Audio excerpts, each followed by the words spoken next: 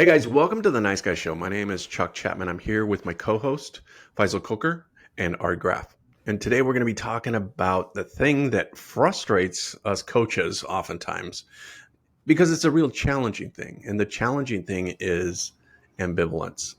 Ambivalence is sort of being of two minds. It's too bad to stay, too good to go.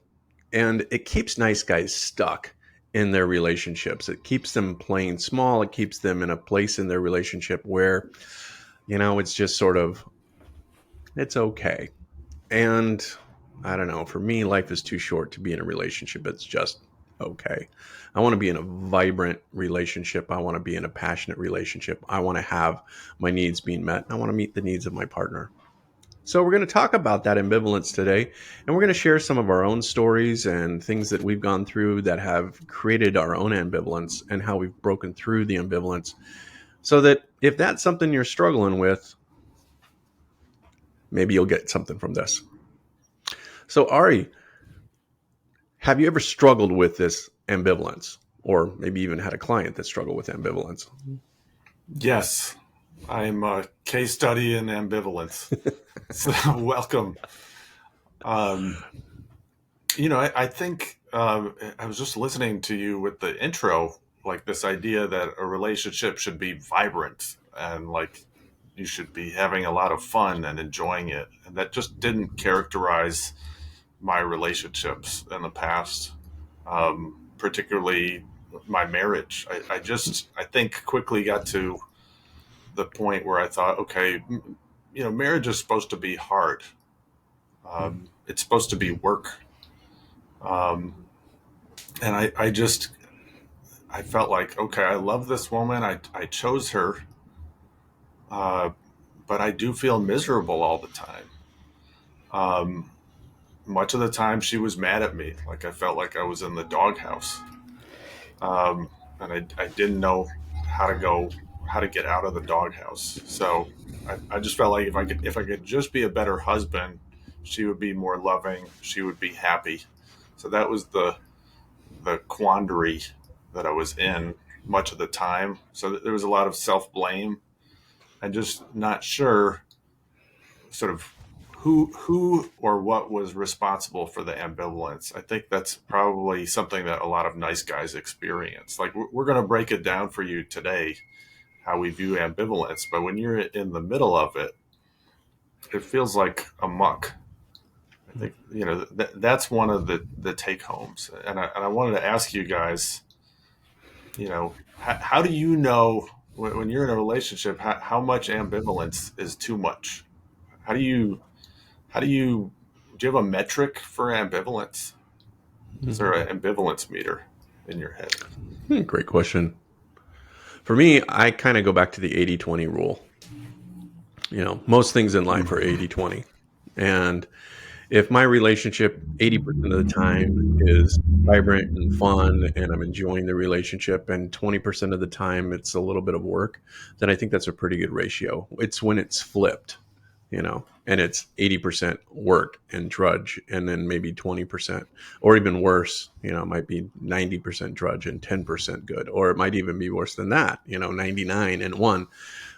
I think the ratio, for me and kind of what I strive for is, am I having fun? Am I having a good relationship? Do I enjoy being in this relationship at least 80% of the time? And I think that's a pretty good metric.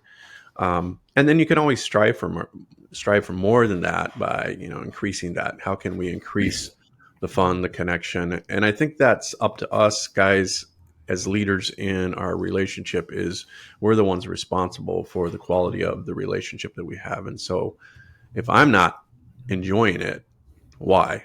And I either need to fix that, or I need to, if it's unfixable, then I need to find something else that works for me.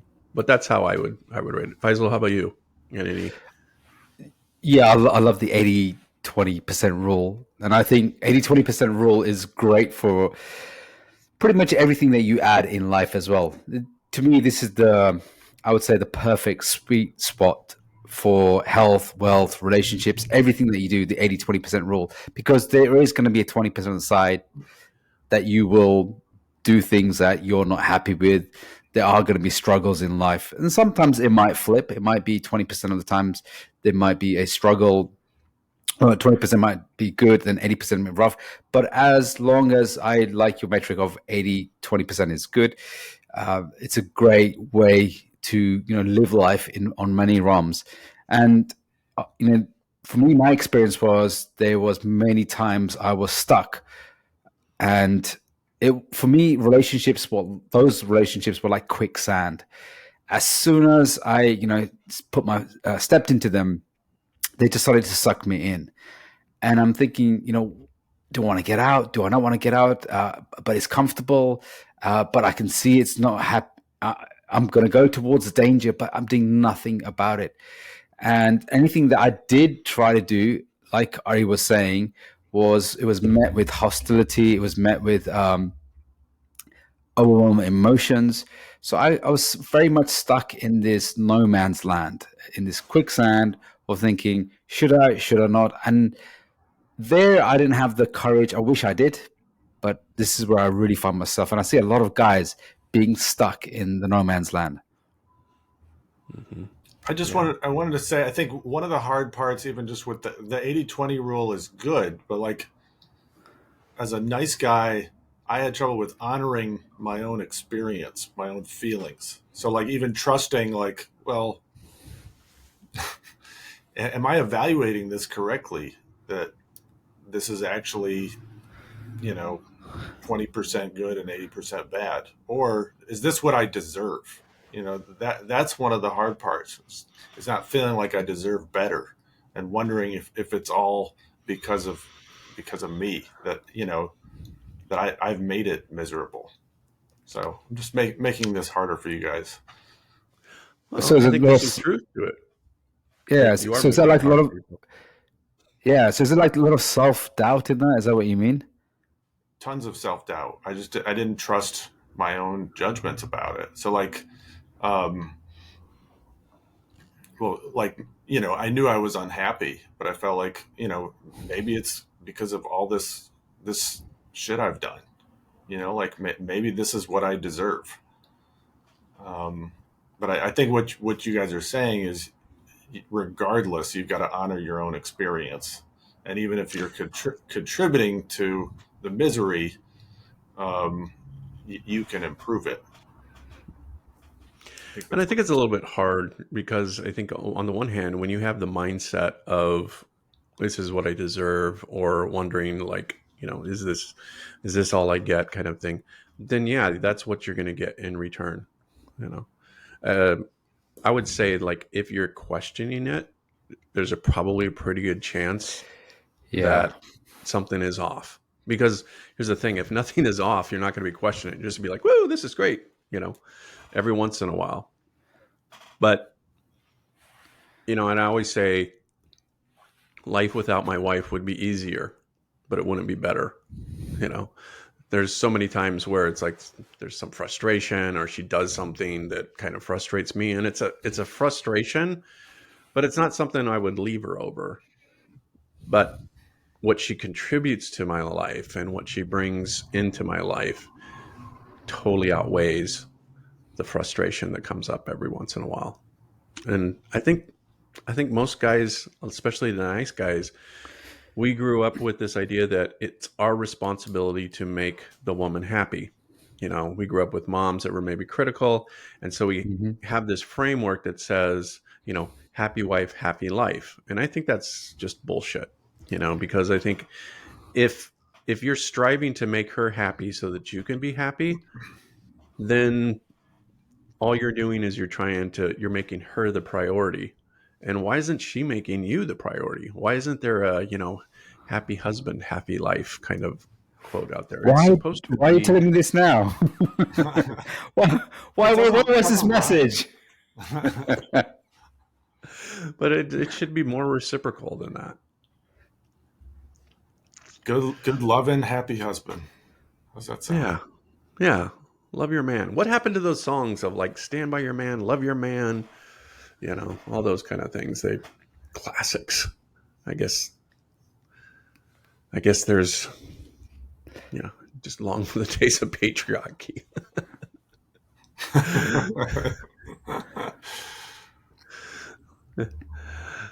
So, Faisal, what about you? What was your relationship like? How were you stuck, or how did ambivalence show up in your life? I had my first ever relationship was 5 years, 9 months, way too long. I got into this relationship and it was because of, well, obviously the nice guy syndrome, because of comfort. And it was like, okay, this is the best thing I'm going to get, because I was very passive when it came to relationship. I wasn't going out there actively, screening, getting dates, meeting women. It was one of those things that happened to fall into place. And it just, so I got into this relationship, and months, within 3 months, I was already questioning it. I was already like, is this the right thing? I'm just going to settle down. You know what? I'll just stick with it. It was really cowardly thing to do, but I just stayed in that. And then as the relationship, the quicksand was taking hold, then it was, okay, you know what? If I start to behave in a certain way, things will really start to improve. I'll get rid of all this self-doubt. I'll get rid of all this negative self-doubt. Every relationship has this, and it's natural. So I started to convince myself that it's okay. And because I hadn't done any kind of like assessment or screening on it, all I was doing was I was experiencing a lot of pain and hurt and agony about the choice I had made. And then I thought, okay, rather than leaving the relationship, well, a lot of nice guys say ending the relationship, I just stayed with it and try to make it happy, try to make her happy. I was buying into this narrative because in my culture, it was very much about once you get married, that's it. You're locked in. Yeah, I think that happens to a lot of us. That was certainly my culture as well. My parents always said, you know, um, divorce is never going to happen.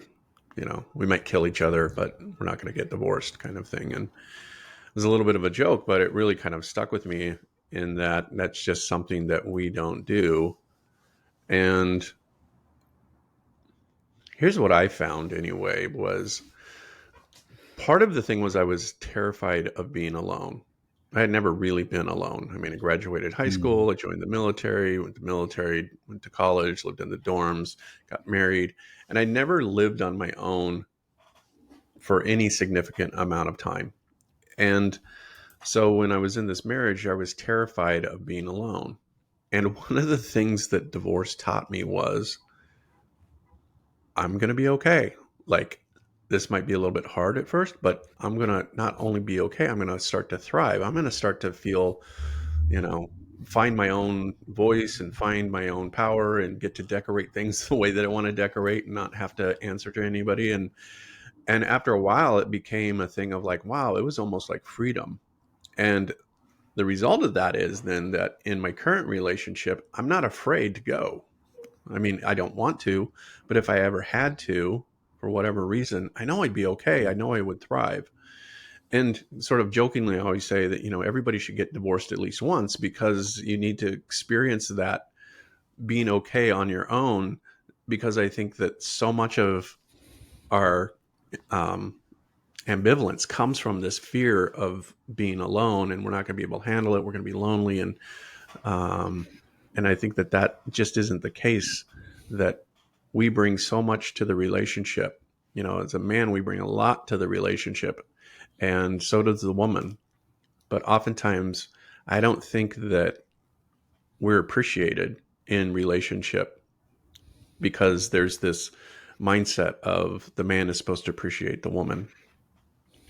Um, but I think that's one of the things that can keep us stuck is just being that fear of being alone. What about you, Ari? Do you have any experience with that? What was it like? Definitely always had trouble with being alone, and totally agree. Yeah, like getting divorced and taking breaks from dating after divorce was such a valuable thing for me to realize that I could be alone and I could be happy. Um, but that is something that I think keeps people in relationships that aren't working for them. I mean, I think like both of you, I don't think I had as much cultural stigma against divorce. I mean, there's divorce in my family, not my parents. My parents are still married, but I had internalized stigma about divorce. I just thought like those people have character weaknesses, and they don't know how to work through problems. And here I was, I'm a psychologist. I know I can work through problems, and I've married someone who's training to be a therapist. So surely we can figure this out. Um, and I didn't want to be one of those people who got a divorce, and then I didn't want, I had the entanglement of my son who was only 2. So that kept me um, wanting to fight for the marriage because I didn't want to break up the home. So I mean, I think that's another thing. Those entanglements keep people in ambivalent relationships and not making any decision or not feeling like they can't even make a decision. Mm-hmm.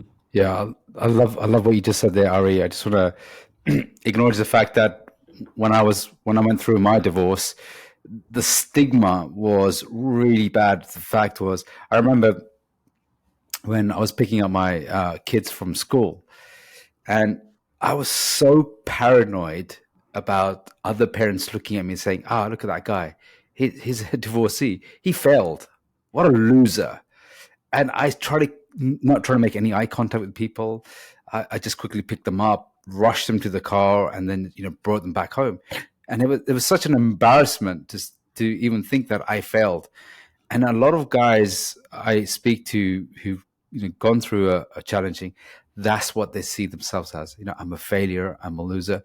And that's one thing that keeps guys, and it kept me in the relationship, because had I looked back, the only thing that was keeping me together, or keeping us, the family, together, was comfort, fear of the unknown, the uncertainty. That was the biggest thing. Is I don't know what's going to happen, and because of uncertainty, I just kept playing safe. I thought I was doing the right thing, but effectively, it was making things worse long term, and it was really hidden.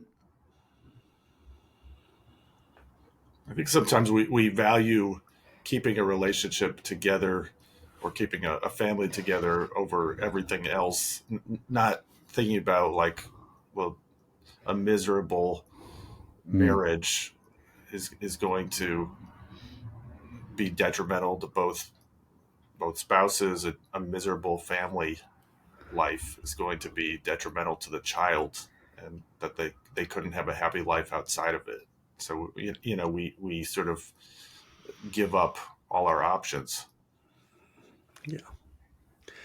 Yeah, absolutely. I agree with that. I think that oftentimes if I'm working with a guy who's in a relationship that's an entanglement, and I think entanglement's a great word. Entanglement is, you think about like a fish swimming and all of a sudden there's a net and the fish gets caught in the net. That's an entanglement. The more you struggle, the more tangled you get. And that happens, I think, in a lot of our relationships because we're just going along and then all of a sudden we get trapped into something. Our finances are meshed together, we've got kids, we've got mortgage, all those kind of things, and it creates this entanglement. And the more we struggle, the more we get stuck. And so after a while we just like kind of say, okay, I'm just not going to struggle anymore, and we just kind of become complacent. Whereas I think that if you're methodical and you create a weaving of your relationship, that there's an intricacy to it, there's a conscious choice behind it, that when if you ever decided to get divorced, you can unweave something a lot easier than you can something that's entangled. And so just trying to keep that idea in mind of, okay, we're consciously doing this, but we're doing it in a way that, if something happened to one of us, we'd be able to, to thrive on our own. And I think that's actually a responsibility of being the leadership in the family, is to not get entangled, but to weave and be methodical and pristine about that. But yeah, I like that idea of weaving.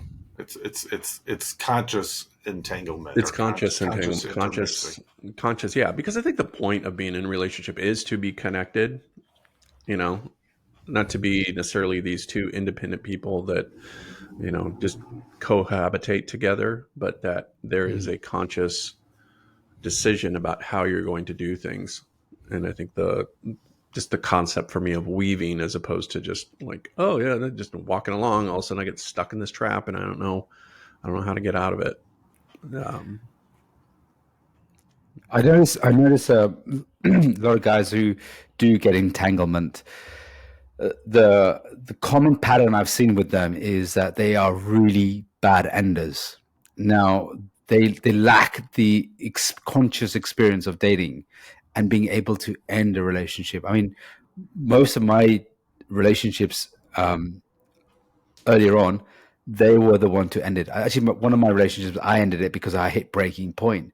But it was until breaking point, or it was until they break up, the entanglement actually, I got out of the entanglement. It wasn't never up to a conscious choice. When I when I started getting more experience with starting relationships and ending relationships, it became more about, it's not about what I needed anymore. It's about, is this purposeful? I just kept asking myself. I remember I got entangled with a girl very quickly, and then she moved in only after a few months, and this was quite early on after my marriage. And I thought I had done the work. I thought, I've read a lot about a lot of books and done some coaching, done all of this stuff like that. But obviously, it takes time for what you learn for you to embody. And after a few months, she's moved in. I thought because it just makes logical sense, and it was easier for her rather than moving out. And the next thing, I'm in this entanglement, and after a little while, I realized this isn't helping us. And then it was like a thought of, is this relationship now purposeful? Does it help her? Does it help me? And it wasn't. And it was from there I had to. It's the most difficult thing to do. It's like, you talk about the entanglement in the net. It was like trying to come out the quicksand. It was saying, I've got to make a conscious decision and stick to it and end this relationship and walk away. And this is where a lot of nice guys really struggle, is they lack that capacity, that courage, the balls to end a relationship, because one is they have the lack of experience going into relationships. You need to break some hearts. That's what you're saying. Yeah. Start with your own first one. Be okay with breaking your own heart. Just be okay with like saying that, you know what, this is going to be difficult. This is going to be hard. Get okay with uncertainty. When you're okay with uncertainty, you can deal a lot with the world. And there's obviously more stuff going on. For me, on my first relationship, there was trauma bonding going on. The more abusive that she was becoming, the more entrapped I was. There's a lot of trauma bond going on in that part. And in that trauma bonding, I wasn't able to, have my own consciousness to get out of that. So there was a lot going on underneath the layers as well. I love what you said about breaking your own heart, because we usually think about breaking the other person's heart, but we're dealing with a loss when we end a relationship. So this is just acknowledging that aspect of it, that we we are making a choice to have a loss, and we're building up that muscle. when you think about entanglement, getting just like a net, that you're caught in this net and you're struggling to try to get out and you can't. How do you get untangled from that? Well, you have to cut yourself out. I mean, and it becomes a real painful process then of like, I'm breaking up, we're cutting this, we're severing, and it can become this sort of act of violence of like, we're both upset with each other and we're hurt and all this. Whereas, I think first of all, I think if you're weaving the relationship together, there's a lot less chance that you're going to feel entangled. And it's when you feel entangled and trapped is when you feel like you've got to get out. But with the weaving something, all you got to do is pull on one of the threads and it starts to come apart, and it's not quite as painful as having to sever and cut and, remove, remove somebody from your life, so to speak. So I think that entanglement is actually one of the main things that keeps nice guys stuck in this state of ambivalence, is they don't actually know how to get out without just severing everything, blowing up the world. And that prospect is too frightening for them to even want to consider. Yeah, I love that word. It's extremely frightening. And we have to be consciously ruthless rather than being scared and ruthless. Because when you're consciously ruthless, it's more purposeful driven. And I remember when I was scared, when I see other guys who are scared, then they act from a place of anger, resentment, bitterness, and then they start to, get to a breaking point where either she's at a breaking point, he's at a breaking point, or maybe both of them are, and then the disentanglement happens. It's when we become ruthlessly, I believe, strong and courageous and do it from a place of, actually, this is more purposeful, and act from that. Yeah, I think it can be one of the most loving acts you can give your partner is to leave Yes. sometimes, because the relationship is hurting both of you. And I think calling it off can be one of the highest acts of love. Yeah, And I think when you approach it from that standpoint of I'm doing this as a conscious choice of love for you and for me, Yes. we I are love that. better off without each other. Then it's not coming from a place of anger and hurt. You get hurt, you get angry, you want them to hurt, so you hurt them, and then there's just all of this. But if you could actually approach it of like, hey, together we don't work. We're too different. We have too many things that separate us. Let's love each other enough to let each other go and support each other while we're doing that. And I think it's more of kind of that idea of decoupling or uncoupling, where you can do that from a place of consciousness of we're giving this as a gift. It's still going to be painful. No doubt there's going to be painful, but it's a whole lot less painful than, you see somebody who's got a messy divorce and, they're out trying to, just annihilate the other person. So ghosting is not loving then? Bye. Yeah. conscious breadcrumbing. Yeah. Yeah. But I have this conversation a lot with nice guys. Is that staying in this relationship when that is not working, stringing this person along. A lot of the time, that's not kind. That's not loving. That ending the relationship is the kind and loving thing, and having to remind them of that over and over. Mm-hmm. I like what you just said there, Ari, because we forget that we're stringing ourselves along as well. We are dragging ourselves, and that's a sign of an unloving self thing to do. It's like we're putting ourselves through this. That's, to me, I see that as disrespectful, unkind, unloving to ourselves. And in that point is, we're dragging the relationship and we're dragging them along as well, because you're thinking at some point there's hope. Oh, things might change. Hey, you know what? Let's work at this and this might work. But actually, real deep inside, the truth, the moves that you want to make. And sometimes we're too afraid to access and have the courage to access the move because we're thinking, I don't want the emotion of her crying and heartbreak and then seeing her, then telling all the family. I just don't want to witness that. I'd rather stay in a miserable relationship, go through the pain, than see the pain of her hurting from me breaking up. Yeah. I'm stringing myself along. It's time for me to break my own heart. That's the take home today. Breaking your heart is an act of love. I love that one. That's what I'm taking as well. Put that on a t-shirt. Put that on a t-shirt. All right. You guys can get that at niceguyshow.com. Just kidding. Maybe one day we'll have that. But speaking of niceguyshow.com, that's where you can find us at theniceguyshow.com.